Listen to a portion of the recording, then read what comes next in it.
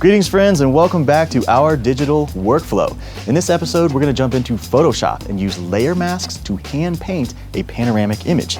Now, I personally believe that this is a vastly superior method to all of the automation that we've seen thus far. However, we will let you be the judge. So let's jump right in.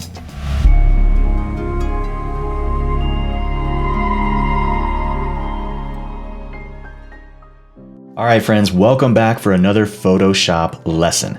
In this episode, we will be hand blending our super raw files together in Photoshop. So let's get started. If you remember from the previous lesson, we actually took our super raw files and automatically generated a panoramic in Lightroom. I personally found that to be a little bit disappointing. I don't think that the computer automation is quite as good as our own creative capabilities. And so in this lesson, we are going to hand blend those super raw files together right here in Photoshop. So let's get started. File, Scripts, and I'm going to come down here and load files into Stack. Photoshop gives me this little dialog box here, in which case I can browse for my images. I've already kind of pre-selected the folder, and as you can see here, we have our 4 beautiful super raw files that were generated in Lightroom. So let's open 1 through 4, and I will click OK. And basically what this does is Photoshop will open these 4 individual files in one single Photoshop document. I now have each of my raw files as a layer in Photoshop. This is a pretty good little way to quickly automate yourself into building out all of the assets that you need in your layers palette. Okay, so the first thing we need to do in order to build a panorama is create a panoramic canvas. So, image, canvas size. I'm going to go ahead and throw this up at about 65 inches. This is about the size that most of these things come out at. Give or take, we can do some cropping at the end. So let's click OK. And basically what that has done is that has generated a sort of large panoramic canvas for us to use. Now, the first thing that I like to do is I like to create a background layer and fill it with just basically a color from the image so that I'm not looking at this transparency grid. This thing kind of can cause a little bit of confusion later on as we start to work through this image, because we are going to have to take some of these images, move them around, and change their opacity in order to line them up. And as you can see, when I have that weird checkerboard grid, it makes things a little bit confusing. So the first step that I like to do is to basically just select a color from somewhere in this image. I want to select a prominent color, so let's grab the eyedropper tool. I'm just going to grab some yellow right here, and then I'm going to use a paintbrush, a paint bucket tool, to create a new layer. Call this back, and I'm just going to fill that layer with this fundamental color. So we've got a basic yellow that occurs in our image, and I'm going to drop this all the way into the background. This way we kind of have a canvas to work with. And so now when I drop the opacity of my images to move them around and line them up, I'm not looking at that checkerboard anymore. This is just a matter of preference for me. I found that this helps with my workflow. If you don't want to drop a background layer in, you don't necessarily have to. It's not critical, but I have found that looking at those checkerboards in the background can be a little bit confusing. All right, so our first step is to basically just line these images up from left to right. And I like to do this just by eyeballing it initially. I want to get my initial panorama kind of laid out. So I have put my left image over on the left side. I'm going to move down to this second image here, which is the second image in the series. And I'm just going to move this until I feel like I've kind of got these guys lined up roughly. Looks like they kind of hit right about there. That's pretty good. And we'll move on to our next image. And again, we're going to rough this out a little bit. Try to pick some portion of the landscape to where things can match up. I look at this patch of snow and this patch of snow right here. Move those, I don't know, roughly together. And that should get us pretty close there. And then as we grab our other final guy, let's see here. That looks pretty close-ish. Again, we don't have to get 1,000,000% perfect on that first pass. I just want to get to where I can kind of see my panoramic built out in front of me. All right, now that we have the initial guidelines set, let's get in here and start aligning these panels just perfectly. So the way we do this is we select our first panel. I like to work from left to right. My left panel is on the top, and all of the other panels, as you can see in the layers palette, they kind of cascade down off to the right. So top left, I'm going to drop you in at 50% opacity so that I can look through the first layer and see the next layer underneath. This is how we manually line these guys up. All right, so leave the left layer alone, and we're gonna move the layer underneath it in order to match these guys up just beautifully. Now what I like to do is I like to look for prominent features in the landscape and basically line those up. There is pretty much one and only sort of, call it a nodal point, to which these two images line up perfectly. And I'm looking at this sort of portion of the mountain right here, and I can see that right about here, I can use the arrow keys to nudge this over, and I feel like right about here is where these two images come together. So let's drop a quick guide right about here. And as you can see, when I move to the left of the guide, the images sort of separate. They sort of ghost their way apart until they become very separate. And as I move to the right of the guide, again, my images sort of separate off like that. So this right here is where the two images sort of parallax the nodal point. This is where they come together. All right, so let's go over and bring our opacity back up to 100%. So essentially what we're gonna do is we're going to take this leftmost image that we have over here, and we're going to mask out this right portion of it so that we can see the image underneath. So let's give this guy a quick layer mask. I'm gonna give him a layer mask like that. I'm gonna select the layer mask. I'm gonna use a brush tool. And I have just a basic soft round brush. I'm gonna move the opacity of that brush up to 100%, and I'm gonna go down into my clicker here, my color picker, and I'm gonna make sure that I am using black paint. So essentially what black paint does is it removes that layer. So let's turn off all the other layers and we'll kind of see what you mean. So we're effectively erasing the layer, only we're doing this in a non-destructive fashion. I'm not actually erasing the pixels, I'm merely hiding those pixels. And this is the beauty of masking. So when I switch back to white paint, I can actually paint that layer back in anytime I want. So if I make a mistake, I'm not actually destroying pixels. Never use the eraser tool to eradicate pixels. Always use masking. All right, let's see here. Let's get our layers back into touch, and all we really need to do is look at these two layers that we're working on here. All right, so I'm back on my mask. I'm gonna switch to black paint. I'm gonna make this paintbrush nice and big so that I can take a huge bite out of this. And basically we are just going to mask out the top left layer so that we are revealing underneath it the second layer. So I like to take a big bite out of it at first, and then we're gonna hone down our brush size and really get into the nitty-gritty and make sure that these two layers match up just beautifully. So we're up here in the clouds. Clouds are pretty easy to merge together because they're sort of amorphous, fluffy things. There's not a whole lot of reason to really worry about getting too nitty-gritty into the clouds. That looks good. There's also a very handy tool that we can use. The right and left bracket keys make my brush bigger and smaller. And then just to the right of that, there is a / key that enables my quick mask.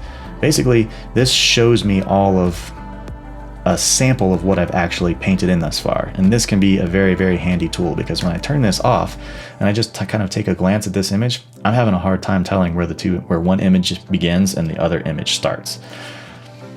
So let's go ahead and zoom in and let's get ourselves some fine tuning. I like to go to kind of 100% pixels. Like I can see right here, on either side of my guide, I've got some ghosting, some fringing, and that's what happened when I used this humongous brush to make these macro sweeps. We're getting a little bit of our image blurred out over here. So let's make this nice and small. I'm gonna switch back to white paint in order to reveal this side.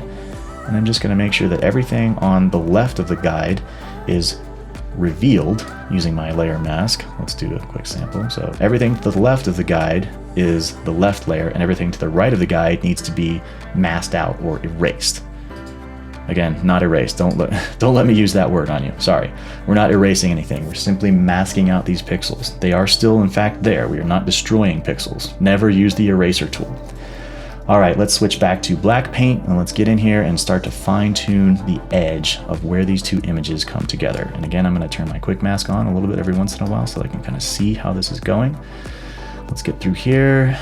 Got a little bit of extra coming in. It's okay to cross the guideline every once in a while in order to try to help blend your image together. So that looks pretty good right there. Pretty good there. All right, let's come on down, get into these trees. Now the beauty of these big ticket landscape images that have lots and lots and lots of detail in them is that it actually makes it very easy for us to camouflage our edits. Right? I can hide my stitch lines very easily here because all of these trees are areas of high contrast. They all kind of look the same. And so by the time that we get done with this, no one will really ever be able to tell that we have blended these two images together, because we have all these beautiful trees sort of masking our edits, or camouflaging our edits, as we should say. Let's check that quick mask again. All right, that looks pretty good. Come back down. And as you can see here, we've got some ghosting, but that's okay because we've refined our brush into a smaller version, and we're gonna get these trees painted in just beautifully. And that should be pretty nice. Here we go, coming down. And I just like to work my way from the top to the bottom in order to try to make sure that all of these images blend together beautifully. Check that quick mask. All right. Now we got to be a little bit careful as we come into this shrub brush down here. We don't want to leave ghost images hanging out by themselves. So we just got to be careful when we come in. But again, there's just so much detail happening in this little shrub that it's relatively easy for me to blend this together and make it look actually quite natural. There we go, right about through there.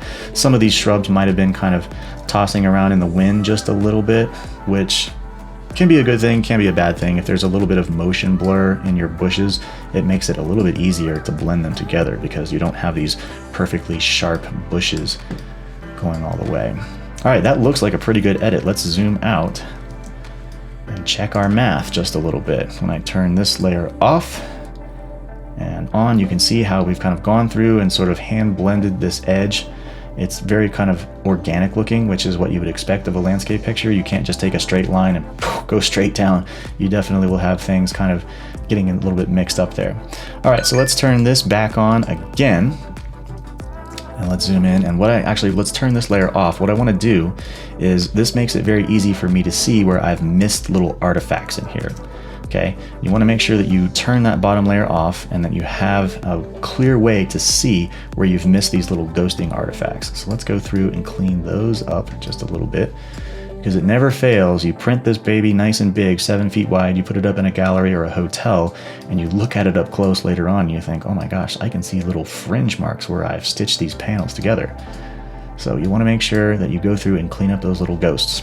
All right, back to our layers palette. Let's turn this bottom layer on, and that looks like a pretty good first stitch.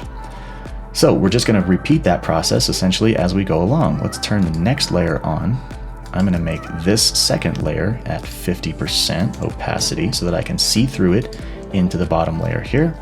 We'll zoom in and we'll just start moving this bottom layer in order to fine tune exactly where these two images come together. Again, I am looking at these mountains here because they make for pretty good focal points that allow me to see pretty much how this thing, where this nodal point actually comes together. And it looks like it's right about at the top of this peak here in the center. That's where I would expect it to be, because that's about where the overlap of the two raw files came together when we were shooting this on location. Let's bring another guide right in here. And again, you can see as I move to the right of the guide, the images start to break farther and farther apart. As I move to the left of the guide, the images start to break farther and farther apart. But right here, right down the center, this is where the images line up just beautifully. Okay, let's bring this back up to 100%. I'll zoom out and we're gonna repeat that same process. Basically, I wanna put a mask on this layer.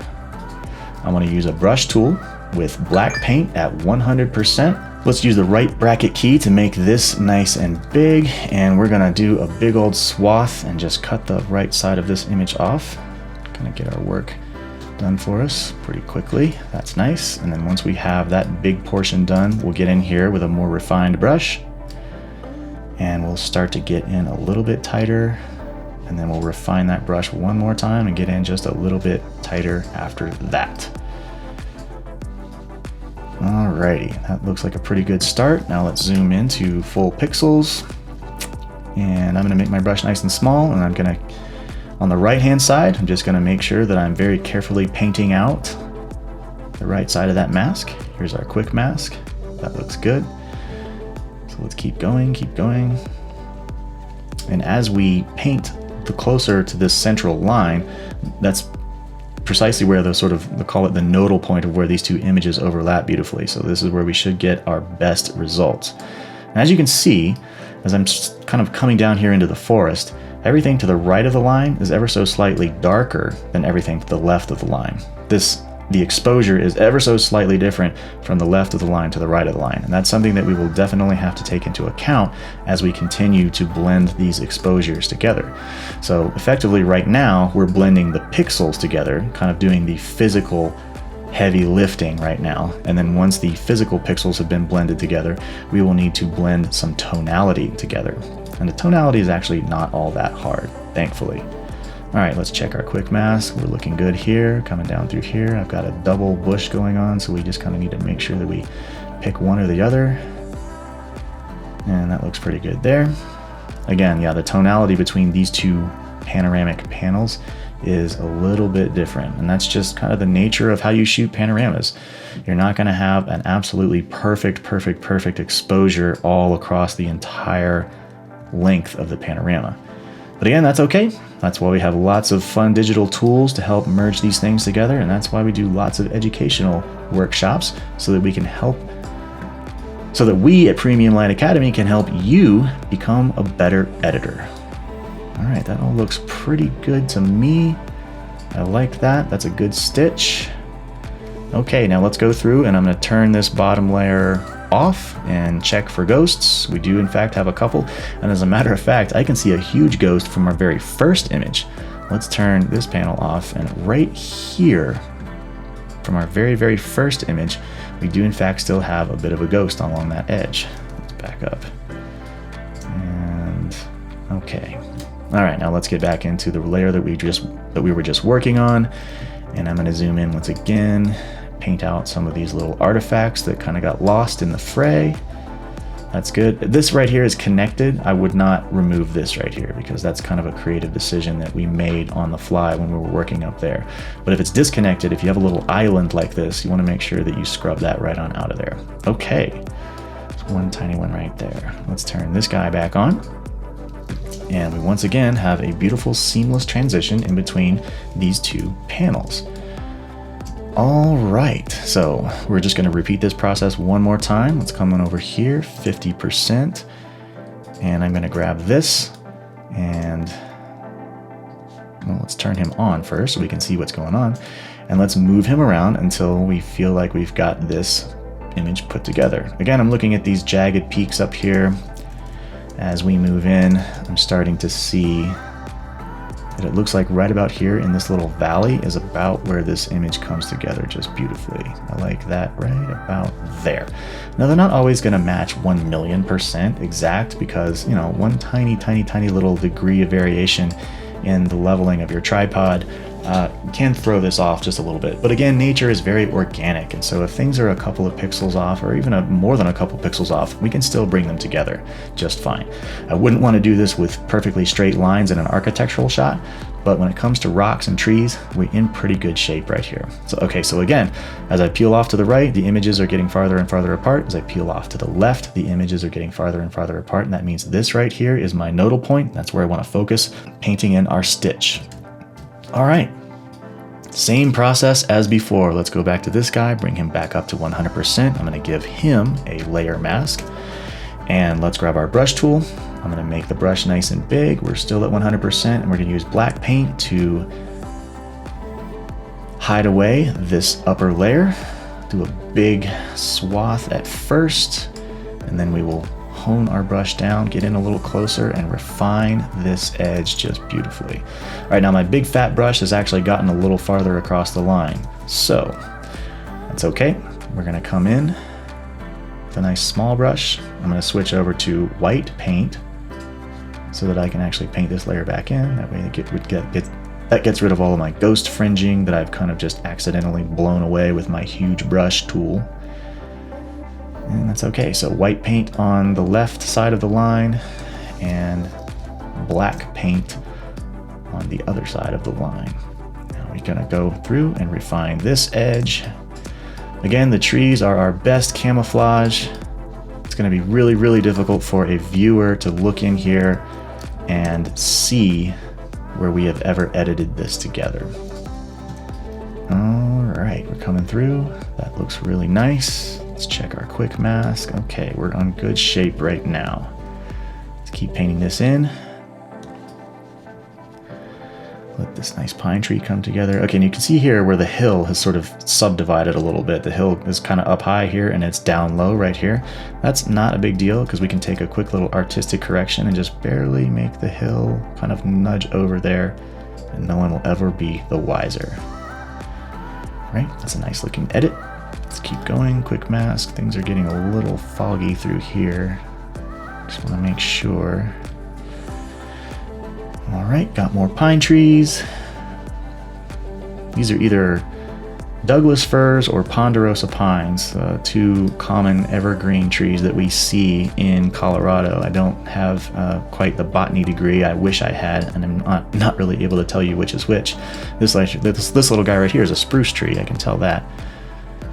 But all the rest are going to be sort of scrub brush, and we've got a whole bunch of scrub oak. We've got aspen trees. Colorado is just full of all kinds of beautiful, beautiful, beautiful foliage.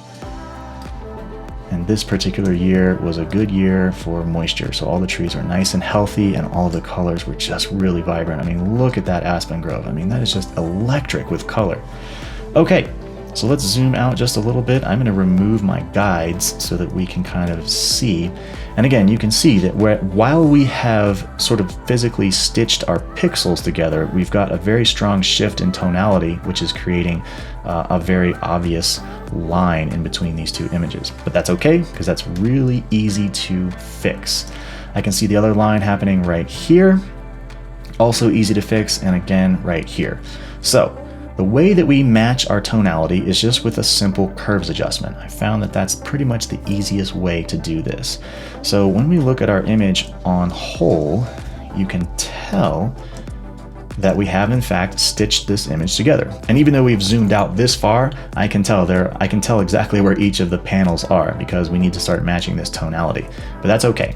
First, let's go ahead and crop off this little extra section that we don't need. I'm just going to grab the marquee tool. And let's make a quick marquee around the whole thing. And I'm just going to say image crop. All right, that gets us down into our actual size. And that's a pretty fine looking panorama, if I do say so myself. Okay, let's get in here and work up some of this tonality. Right here, I can tell very distinctly that the trees on the left of this panel are darker than the trees on the right. So all I need to do is make the trees on the right a little bit darker. So let's go to this right layer, and I'm going to create a curves adjustment. I'm going to call this dark. And when we go into this adjustment panel, I'm just going to grab right here in the center where the midtones kind of live. I'm just going to move this curves adjustment down until I feel like I've matched the tonality between both of these images. Now I want to go down just a tad farther, a little darker than I think I might need to, because we're actually going to brush this effect in with our paintbrush. And I can do a lot more fine tuning with the paintbrush than I can with these big overall edits. So I'm going to make it slightly darker than I think I might need. That looks good right about there. Let's go back up to this. I'm going to hit Command I on the keyboard in order to reverse that mask. Okay, so the dark mask, so the dark curves adjustment has been basically covered up by the mask. And now I can again grab my brush tool, B for the brush tool. We're going to switch to white paint in order to reveal that edit. And I like to brush my curves in at about 30% opacity. So let's make this a little bit bigger. And basically what I'm going to do here is I'm going to brush a little bit of darkness into this panel in order to help match the right and left tonality. That should get us pretty good there. Make these guys a tad bit darker. That looks nice there. And now when we zoom out, we no longer see, let's turn that off. So this is off, and I can see a distinct line where the tonality shifts over, and when I turn that back on, completely gone. Can't tell it's there ever at all. All right, let's move along to this next section here. What I think I would like to do for this particular portion is maybe make this left side a little bit darker and simultaneously make this right side a little bit brighter. So in order to make this left side a little bit darker, I already have my dark curves adjustment, so let's just kind of get in here and paint a little bit more of that over here, and that should kind of help to shape these two tonal curves so that they look like they're about consistent with one another. Right in through here, painting in some extra darkness. I don't mind the side of the mountain because basically mountains have kind of different faces, and so the fact that this face is a little darker than that face, that's just how mountains look. We are a little bit off over here though. Let's kind of hit this guy just a tad right in through there. Painting in some extra darkness here, a little extra darkness there. And that looks like it's getting to be pretty good. Pretty good match. Now over here on the right hand side, we are still distinctly darker. These trees are actually looking a little bit underexposed to me. So let's just drop in on our third layer. That's this layer right here. And I will grab yet another curves adjustment, and I will just make this section a little bit brighter. So as we lift this up, you can see the tonality really starting to come together right here in this section. So once again, let's call this bright. Command I to hide that edit, and then I will go once again with my brush tool, white paint, and let's paint that brightness in just a little bit in order to help these two layers really kind of merge together beautifully. And that right there is just about all it takes. Just a few little clicks to brush that brightness in and really allow those two layers to come together beautifully. A little bit down here. This tree is kind of distinctly darker than the rest. That's pretty good right there. Okay, that's a pretty good edit. I can no longer tell where those two come together.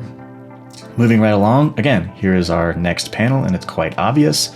I think we will probably do roughly the same thing. I'm going to bring the brightness up a little bit over here. So the last curves adjustment that we did is for brightness. So let's bring the brightness up on this guy just a tad. I don't want to overdo it. I want to match the two together collectively, simultaneously. I don't want to just make one side brighter and leave the other one alone. This is definitely looking a little bit this is definitely looking a little bit overexposed on this side. So we definitely want to go down here to our final layer. We'll do yet another curves adjustment, and we'll bring these down until our tonality matches. That looks pretty good. Again, I'm going to overdo it so that I can paint this in at my leisure. This will be dark. Once again, Command I to reverse that. Let's get our white paint and just really ease in there and start to transition these two layers together just beautifully. That looks nice right through there. Just a little bit right through there. And I think we may have a pretty good edit. Let's come down here. I don't see a whole lot that looks like it needs to go down in the valley. Maybe some of these trees. All right, so when we back out just a little bit, again, that looks like a pretty darn good blend. There's a whole lot of information happening in these trees over here, and now it's really difficult for the viewer to sort of be able to visually pick out where all of those transitions occur. So I'm going to go through and I'm going to turn off all of these adjustment layers so that we can once again see where these transitions happen. So here's that one. You can see distinctly there. Let's turn off that one, and let's turn off this one. Okay, and now once again, you can see where these panels have been painted together, but with a few quick tonal adjustments, boom, to the left, to the center, and to the right. Now all of our tonality matches rather beautifully. And when we look at our panoramic all at once, it actually has a really, really nice exposure balance. Alrighty, so as you can see, I think we've done most of the heavy lifting already. We have effectively merged our panels together by stitching them seamlessly, and then we've done a little bit of exposure blending in order to make all of our panels match across the board as far as tonality is concerned. So in my opinion, all the hard part is pretty much over with. We just have a couple of other little housekeeping details that we need to take care of before this image is ready for the gallery wall. I'm looking at this fluffy thing right down here. I don't really know what this is. It looks kind of like a milkweed or some type of a plant that just sort of kind of blew up in the foreground there. I didn't really notice it while I was shooting because I was pretty excited about capturing the scene. So I think we definitely need to try and take care of this guy because he's a little bit of an eyesore when we look at the overall image. Another thing that you will notice is that there's this sort of missing content right down here at the bottom. We've got this sort of line that goes across here, and I think what happened was all the way back in Lightroom when we were merging our super raw files together, Lightroom may have clipped off a little bit of this central image here. I think it's this guy, yeah. Lightroom may have clipped off a little bit of that image in order to perfectly match up the bracketed files. Even though they were shot on the tripod, every once in a while you get a tiny little variation in the compositional continuity, and when you use automation, these programs tend to kind of nudge a few pixels left or right. So we do have a little bit of a gap in our canvas, and that's pretty easy to take care of as well.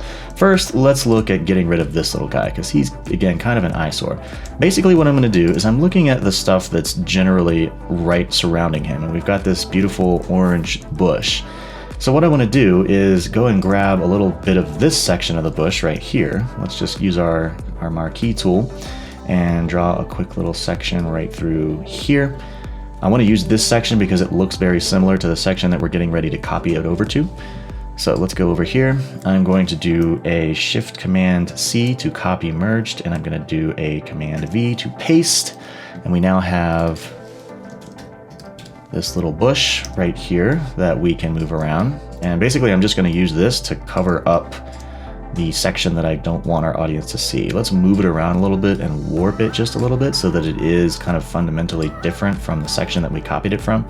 You know, again, the human eye is very, very keen at detecting patterns. So if I were to just kind of like use a massive clone stamp and kind of clone a big blob of bushes from one section to the other, it would look very, very obvious to the viewer. We've manipulated our bush just enough so that the human eye won't be able to detect any patterns. All right, again, let's go ahead and put a reverse mask on this. So I'm going to hold down the Option key and use a mask. And basically what that does is it creates a nice black mask around our image, and it hides the fresh set of pixels that we've just created. Let's go back to our trusty brush tool. And let's see here. We've got about the right size. I'm going to go ahead and pump this up to 100%. And basically I'm just going to brush in my new set of leaves on top of this fluffy thing. Let's make this a little bit smaller. And again, because we have so much visual information happening over here, it's relatively easy for me to kind of hide this edit in and amongst all of this camouflage. And so just like that, we have basically added ourselves a little bit of content from another portion of the image. Let's go ahead and we'll kind of sidle this up right next to that branch right there. That should be good.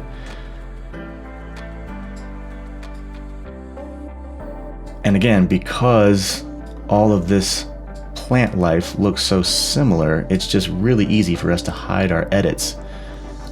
And we'll kind of make that branch go right about there. And okay, so basically when we zoom back out, we have now removed that little eyesore. So we're no longer looking at that fluffy thing, whatever it is. And as we come back out here, I don't think the audience is ever going to notice that we were in there doing that little patchwork. Okay. So again, now we have this little section that we need to take care of. I mean, I could just sort of crop it out, but I personally am of the mind that I want to always retain as much pixel information as possible. I mean, we went through great pains to shoot an ultra high megapixel file, so I don't want to just, you know, start cropping pixels and deleting out information that we work so hard for. So what we're going to do here, I'm going to select this top layer. I'm just going to grab the entire bottom here, all across the whole bottom. Let's see here, let's zoom out so we actually can grab the bottom. And I'm just going to do another copy merged and paste. So I've effectively just created an entire copy of just this, the bottom. And I'm going to zoom in here just a little bit, and I'm just going to stretch this down a few points, boop, just like that.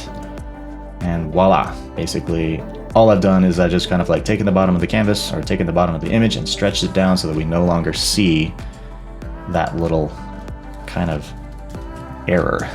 All right, so we now have a completely finished panoramic file. Let's give this a title. This is called the bottom. So I would consider all the hard part to be pretty much over with at this point. All the heavy lifting is done, and now we kind of just get to do the fun stuff. I like to have a nice sharp image, so the next thing I'm going to do is I'm going to select the entire thing. Again, copy merge, Shift Command C, and paste. And what that does is it copies everything that we've done so far, and it pastes it as one gigantic universal layer. So we're going to call this sharp. And let's zoom in here so we can kind of see what we're working with. I like my mountains to be nice and sharp once we're done with all this stuff. So we're gonna put a filter on this layer, and let's go down here to sharpen, and we'll look at unsharp mask. Now, unsharp mask is a little bit of an older sharpening tool. It's been around for a lot of years. Photoshop does have some newer smart sharpening features. I personally have never really dabbled in those because the unsharp mask, in my opinion, is just so effective at what it does. It's really, really a nice tool.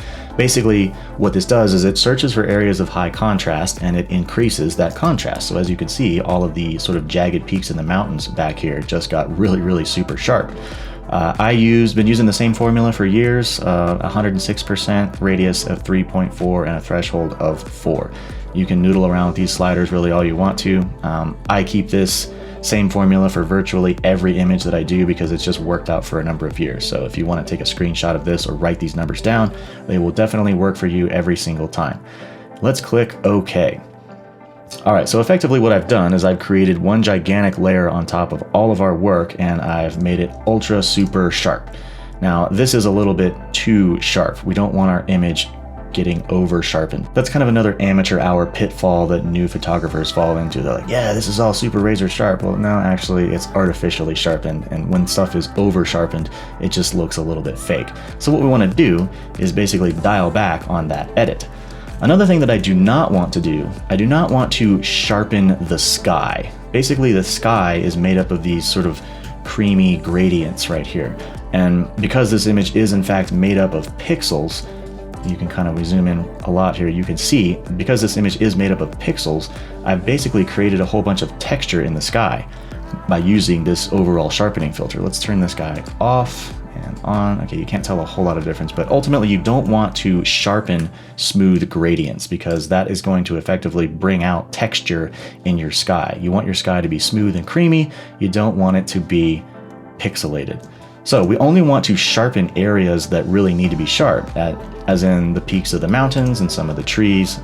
So what we're going to do is we are going to put a reverse mask on our sharpening layer. Let's go over here, down to the layers palette, option, reverse mask, and we are going to paint our sharpening back in very carefully so that only the areas that we want to be sharp will be sharp.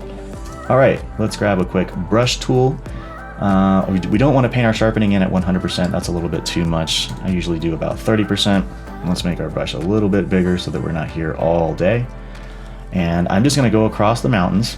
I'm going to kind of go up here, all across the mountains. I'm painting one sort of 30% layer of sharpening in, painting it across some of these trees right through here. And let's get a little bit of this bush up in the front, in the foreground. I don't want to sharpen this area down here because again, it's a little bit kind of gnarly and dead looking. So you don't want to sharpen stuff that can draw the viewer's attention away. Let's kind of leave that a little fuzzy if need be. Let's go ahead and get some of these pine trees right down through here in the valley. Those look nice, very good. And okay, so now when I look over here at my mask, I can see that I've painted sort of these streaks of sharpening in. So let's go and take a look at what that edit looks like up close. Go to 100%. And let's turn the sharpening off. Okay, so this is just straight out of camera. And then when I turn my sharpening back on, everything gets just a little bit sharper. It's a very subtle edit. You don't want to overdo your sharpening. Try to stay nice and subtle. If you did your due diligence and you have a nice lens, then maybe you don't even need sharpening at all. I find that a tiny little bit of sharpening in post-production really kind of helps to solidify that beautiful contrast in the mountains, and it kind of helps to kind of bring the details out in the trees. But again, don't overdo it on your sharpening. Sharpening and saturation are two things that you want to be very subtle with. All right, so that looks pretty darn good. When I look at my sort of bushes in the front here, they are very razor sharp. These may even be a little too much, but that's okay. We can always go back into our opacity and just kind of bring that back down a little bit. Matter of fact, I think I might just do that. Those are a little too sharp. So I've painted my effect in, it's at 100%, and if I can just kind of come back in here and I'm gonna dial that into about 80%. And that kind of takes a little bit of the edge off and makes it so they don't look artificially sharpened. They look pretty natural. Alrighty.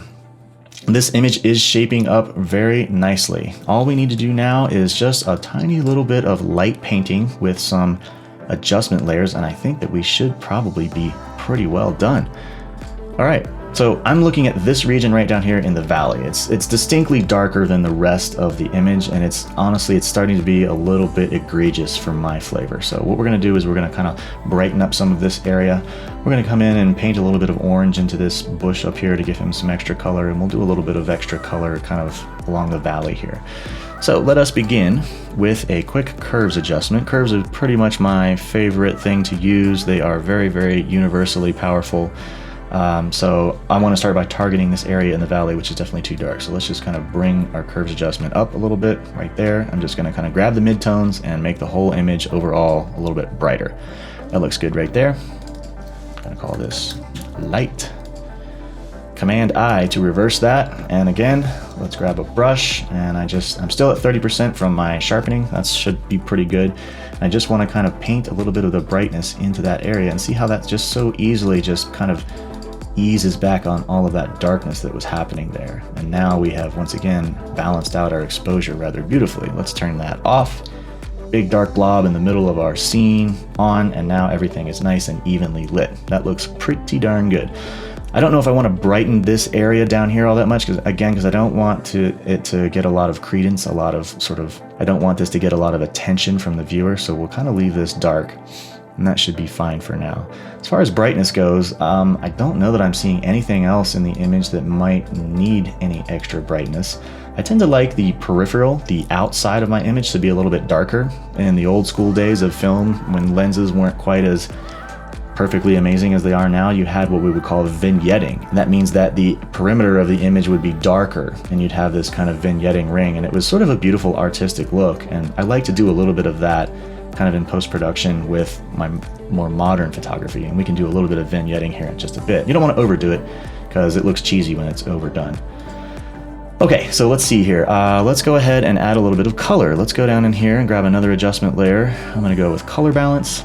And right now I'm going to target this orange bush. I really want to kind of bring out a little bit extra orange and red and really celebrate that beautiful color. So let's go up maybe 15 points on the red and 15 or so, not quite 15, but maybe 11 points on the yellow. And that's going to, red and yellow, make orange. And we're going to call this guy orange. Again, Command I, reverse that, and I just want to paint that orange in over here just a little bit. That really makes that bush pop, pop, pop. That's pretty good. I'm also seeing some other orange values kind of occurring throughout the image here. There's a little bit over here, and anytime that you see an existing color, it doesn't hurt to kind of accentuate that color a little bit by painting it in. So there's a tiny little bit of orange there. There's a little bit of orange up on this hill, going across there. A little bit over in this direction. Okay, so let's turn that off. Okay, look at the bush over here.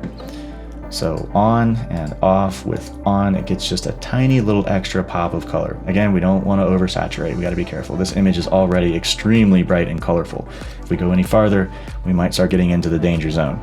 All right, let's see here. I guess we were talking about vignetting earlier, so we can go ahead and kind of create ourselves a handmade vignette. Again, let's do another curves adjustment. I'm going to bring it down just a tiny little bit there. We'll call this dark. Command I to inverse that. Let's zoom out one more. Grab a slightly larger brush.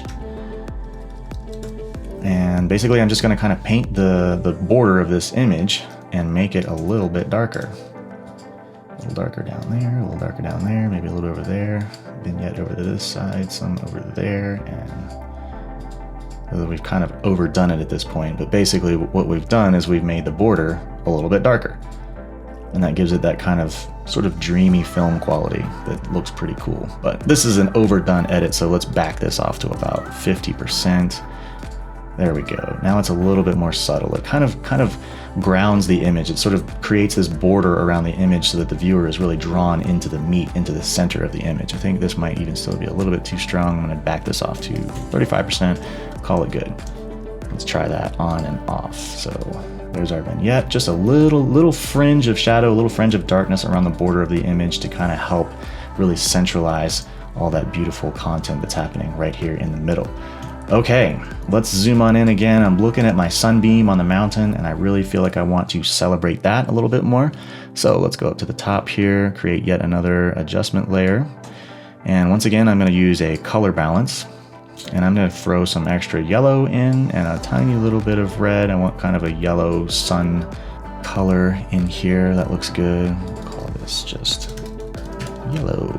Command I to inverse that. And I'm just going to paint a little bit of extra yellow into these sunbeams here on the mountain.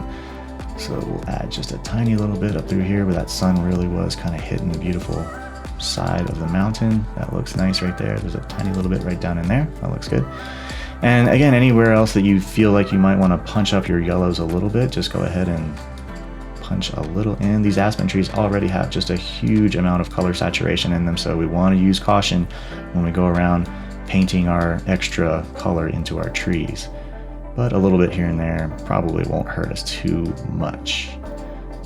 Alrighty. This is my favorite part of the whole process. This is kind of painting in with light and color. I think this is where you get to pretend to be an oil painter for a little bit. For those of us who don't have painting skills, thank goodness there's photography. All right, so those edits are looking pretty good. I think this image is just about done. I do have one final edit that I put on just about every image, and that's gonna be a nice S-curve. So let's go into our curves adjustment, and I'll do a drastic version of this first to kind of show the principle of how this works. Basically, our curves, we have this sort of linear progression right here. Well, it's actually a parabolic progression, but without getting too nerdy. Down here in this region, we have our darks, and up here in this region, we have our highlights, and in the center, we have our midtones.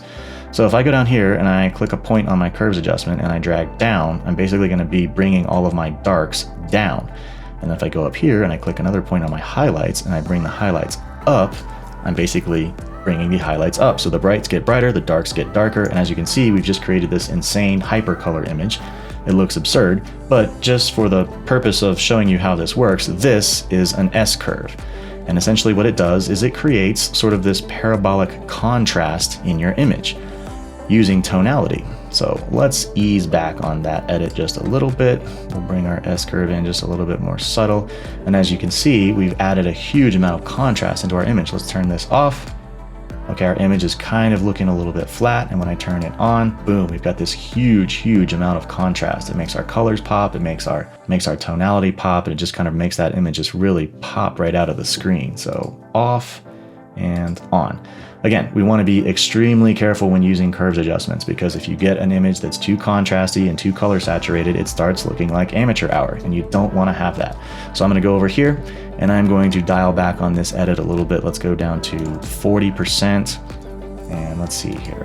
On, sorry, that's off, and this is on, off, a little bit flat, a little bit gray, on, and it gets that tiny little punch at the end there. Again, subtlety is key when you're editing these images. We want this image to look natural. We want this to look as if you are standing on this cliff overlooking this beautiful valley. This is what the human eye would see. The human eye does not see, let's throw in some color saturation here.